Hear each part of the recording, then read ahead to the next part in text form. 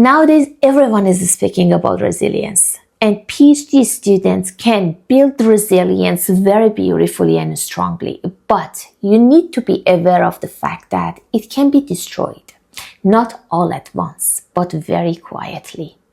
It may take one thought, one bad day that stayed with you longer than it should, or one comparison. If you are a PhD student and you feel more tired than before, or you feel less motivated than before, this video is for you. When the resilience breaks apart, it's not always because of the workload and it's not always because of the project.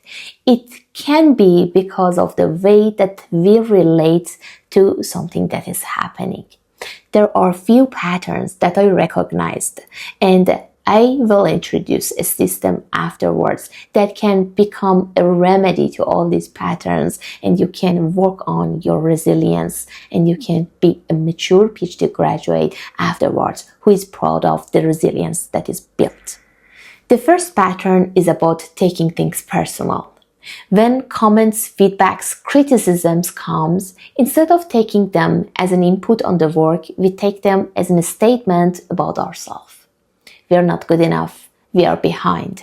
And this is something dangerous that can happen because we tie our identity to the comments which are coming from external factors.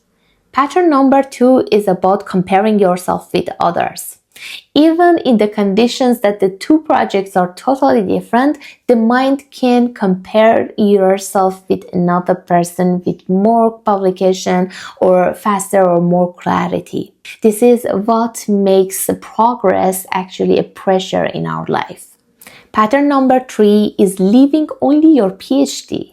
When we are only focusing on the PhD research, all the life becomes about that paper, experiment, everything about your PhD. When something is wrong with your PhD, you think that everything else in your life is wrong. So you have no space for recharge, you have no separation, and you lose that balance. Pattern number 4, losing connection with the meaning. At some point in our PhD, we stop remembering why our work matters. Beyond academia, who does it impact? Why does it exist? Without meaning, any effort feels heavy. Pattern number 5 is disconnecting with your own growth. Your growth matters. Not only focusing on the presentations, papers, experiments, and the outcome, but seeing who you are becoming, that analytical thinking, that capacity you are raising, that resilience you are building. These are the things that give you the deep satisfaction of the life you are living. When you start noticing all these patterns, you realize that you shouldn't wait for the days that you have resilience and motivation, and for the days that you don't have, you just stick around and keep moving forward. In fact, you realize that resilience is something you can build. I want to propose you the system that I defined for myself. It works well. For me, it worked, and for those who I'm working with.